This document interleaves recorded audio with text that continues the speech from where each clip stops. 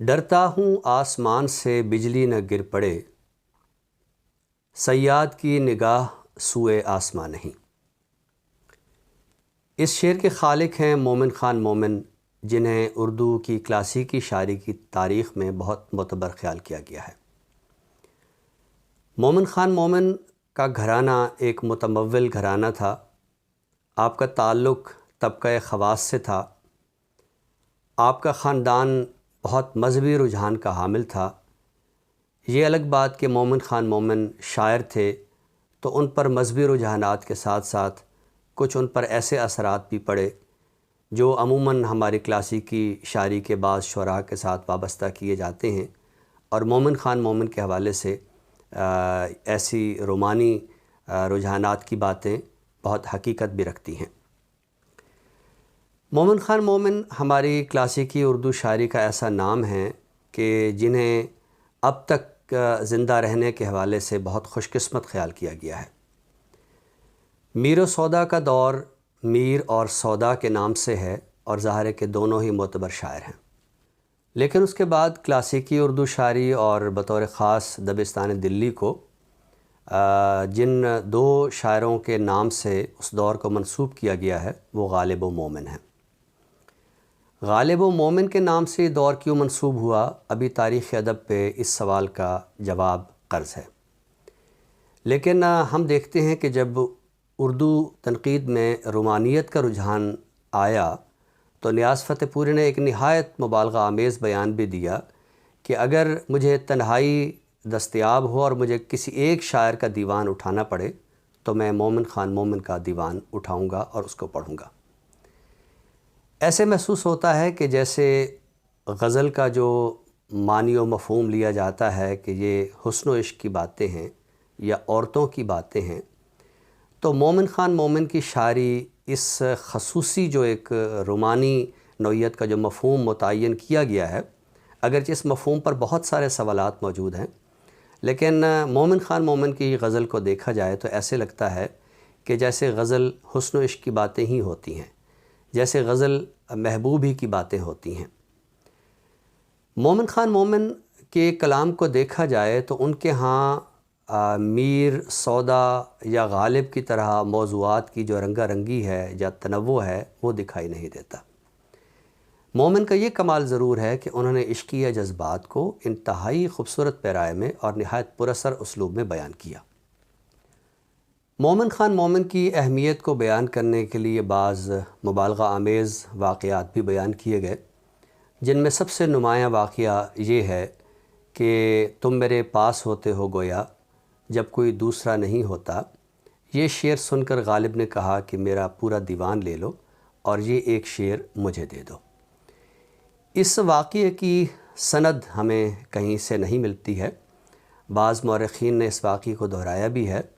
لیکن اس واقعے کی حیثیت کم و بیش ویسی ہی ہے کہ جیسی ولی دکنی کو سعد اللہ گلشن کے مشورہ دینے کی روایت ہے۔ بہرحال یہ وہ تاریخی حقائق ہیں یا تاریخی سوالات ہیں کہ جن کا جواب ابھی مومن خان مومن کی غزل کے تناظر میں دیا جانا ہے۔ جیسا کہ میں نے پہلے عرض کیا کہ مومن کے ہاں موضوعات کا تنوع نہ ہونے کے باوجود ایک خاص وصف یہ ہے کہ ان کے ہاں عشق و عاشقی کے جو جذبات ہیں یا محبت سے وابستہ جو احساسات ہیں انہیں نہایت پراثر انداز میں بیان کیا گیا ہے۔ محبت سے وابستہ احساسات کے تناظر میں جو ان کے اشعار ہمارے سامنے آتے ہیں، ان کا ایک خاص وصف یہ ہے کہ وہ ہمارے حواس کو اپیل کرتے ہیں، یعنی ایسی شاعری کہ جس میں ہمیں حس بصارت، حس سامعہ، حس شامہ، ہمارے حواس جہاں متحرک ہوتے ہیں۔ اردو شاعری میں بہت کم ایسے شعراء ہیں کہ جنہوں نے ایسے شعر کہے ہیں کہ جن کو سن کر ہمارے حواس پوری طرح متحرک ہو جائیں، اور یہ وصف جو ہے یہ بطور خاص مومن کا ہمیں دکھائی دیتا ہے۔ مثلاً وہ کہتے ہیں، آنکھوں سے حیا ٹپکے ہے انداز تو دیکھو، ہے بوالہوسوں پر بھی ستم ناز تو دیکھو، اس غیرت ناہید کی ہر تان ہے دیپک، شعلہ سا لپک جائے ہے آواز تو دیکھو۔ اسی طرح کیا جلوے یاد آئے کہ اپنی خبر نہیں، بے بادہ مست ہوں میں شب ماہتاب میں، اور بے پردہ پس چلمن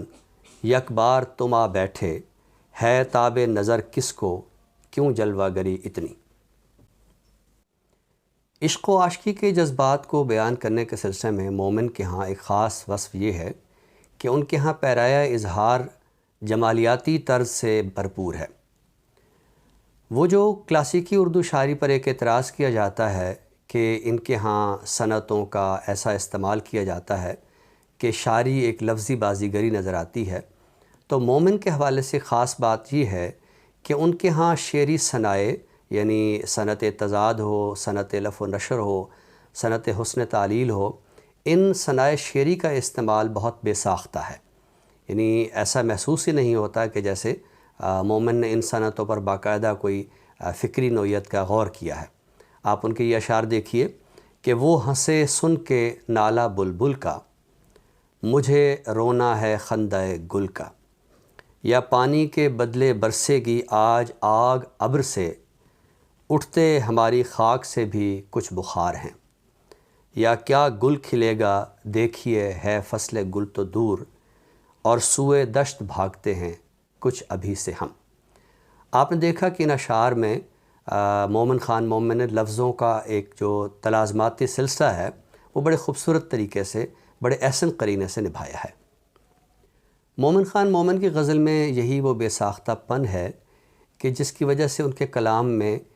جسے آپ کہہ لیجیے کہ تکلف نام کی کوئی چیز نہیں ہے۔ مومن خان مومن بہت روانی کے ساتھ شعر کہتے ہیں۔ ان کے معاصرین جہاں غالب اور ذوق بڑے معتبر نوعیت کے مصرعے کہہ رہے تھے، بڑے شان و شکوہ والے شعر تراش رہے تھے، غزل میں قصیدے کا اسلوب بھی ہمیں ذوق کے ہاں نظر آتا ہے، غالب بھی بے دل سے متاثر ہوتے ہوئے بڑے گنجلک نوعیت کے مصرعے تراش رہے ہیں۔ ہم دیکھتے ہیں کہ اس دور میں اگر کوئی شاعر میر کی سادگی کو آگے بڑھا رہا ہے، میر کا جو ایک فطری انداز ہے اس کو آگے بڑھا رہا ہے، تو وہ مومن خان مومن ہے۔ یعنی مومن کے بعض شعر بالکل ایسے محسوس ہوتے ہیں کہ جیسے یہ نثری اظہار ہیں۔ نثری اظہار سے مراد یہ ہے کہ ہیں تو وہ شعر لیکن وہ نثر کے بہت قریب ہیں۔ مثلاً وہ کہتے ہیں کہ جب مجھے رنج دل آزاری نہ ہو، بے وفا پھر حاصل بیداد کیا، یا تم ہمارے کسی طرح نہ ہوئے، ورنہ دنیا میں کیا نہیں ہوتا، اور تم میرے پاس ہوتے ہو گویا جب کوئی دوسرا نہیں ہوتا، چارہ دل سوائے صبر نہیں، سو تمہارے سوا نہیں ہوتا۔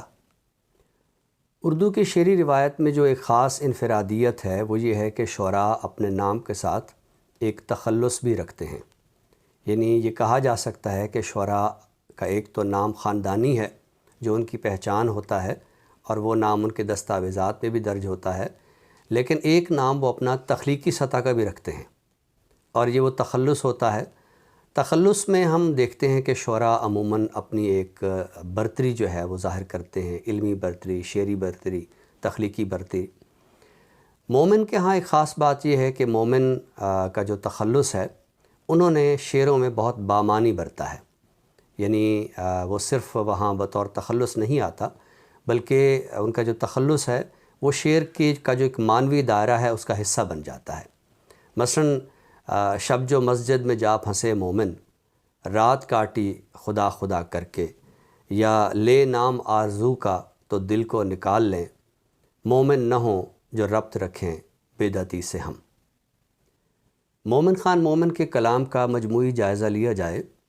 تو یہ حقیقت اپنی جگہ کہ تاریخ ادب میں ان کے بارے میں بعض مبالغہ آمیز بیانات موجود ہیں اور ان کے بارے میں بعض واقعات قدرے بڑھا چڑھا کر بیان کیے گئے، لیکن ان کے غزل میں جس انداز سے عشقیہ جذبات کی تاثیر ہمیں نظر آتی ہے، یا ان کے اسلوب بیان کی جو سادگی ہے اور اس سادگی کے اندر جو ہمیں ایک نشتریت نظر آتی ہے یا ایک خاص نوعیت کی تاثیر نظر آتی ہے، اس کے تناظر میں ضرور ایسا کچھ ہے کہ ہم تاریخ ادب میں مومن خان مومن کو نظر انداز بھی نہیں کر سکے۔ اور بعض اشعار تو ان کے ضرور ایسے ہیں کہ فی زمانہ کہ جب ہم ایک عہد جدید میں زندہ ہیں اور بہت سارے جذبات اور احساسات کی نوعیت ان کا طرز اظہار بدل گیا ہے،